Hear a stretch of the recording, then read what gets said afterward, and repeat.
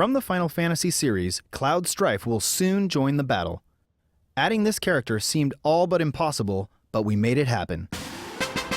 We have a lot of requests for Final Fantasy characters to join Smash Bros., but of all of them, Cloud has been requested the most. Cloud will be available to download as a Super Smash Bros. Fighter soon. I have some information to share about him as well. As usual, Cloud deftly handles a Buster Sword as big as his body, but we've weaved in some unique moves and elements too. His side smash will unleash a high-speed 3-hit chain attack. Watch his sword move at lightning speed. The sound effect that plays when he hits is inspired by the original game. And the two types of costumes include the original from Final Fantasy VII and one from Final Fantasy VII Advent Children. The Advent Children costume has a version with the sleeve covering the geostigma on his left arm and a version without. Such detail!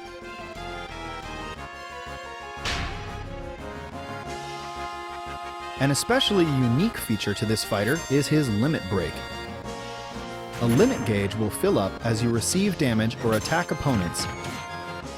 It's similar to Little Mac's KO gauge, but it isn't normally visible. However, you can charge up the limit gauge with Cloud's down special attack while checking in on this meter.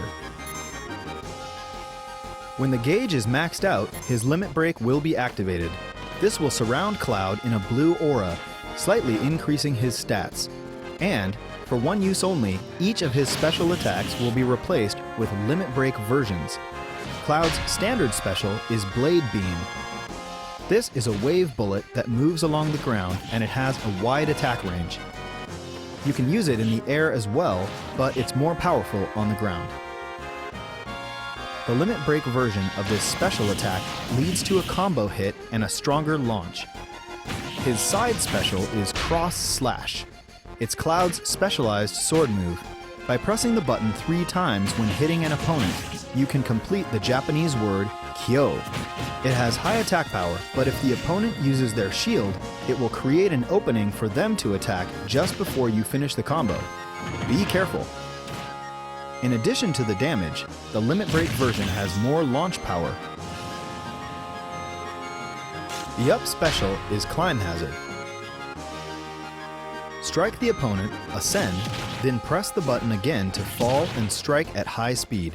When recovering, make sure not to press the button a second time.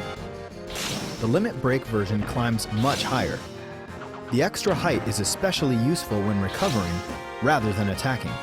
Sometimes you'll want to save the limit break for later, but get launched before you can actually use it. Often you end up having no choice but to use limit break to recover. The down special is Limit Charge. With this move, you can manually charge the limit gauge. However, when the limit gauge is fully charged, the down special becomes a completely different move called Finishing Touch.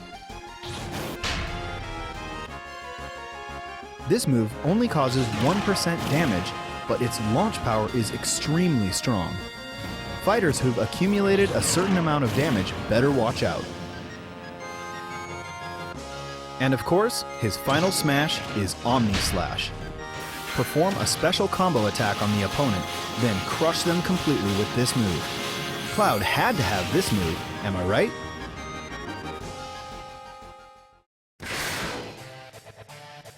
Here's the new stage, Midgar. It's a location you'll recognize from early on in Final Fantasy VII. Both the Mako reactor and the Shinra building can be seen here. It definitely has that cyberpunk feel. Here, summon materia will appear, and the fighter who acquires it will be able to use summons. Most of these summoned monsters will do something that changes the terrain rather than directly attacking players. Ifrit. Ifrit creates an inferno that moves the terrain itself. When you touch the fire, you will be damaged. Stay alert and use strategic elements of the stage to your advantage. Ramu. Ramu manipulates floating terrain by attacking with lightning. You can pass through platforms that are charged with electricity, but you'll take damage. Only the fighter who summoned him will remain unharmed. Odin. Odin can cut the stage in half with a single slice. You can avoid this attack, but if you don't, expect to be instantly KO'd.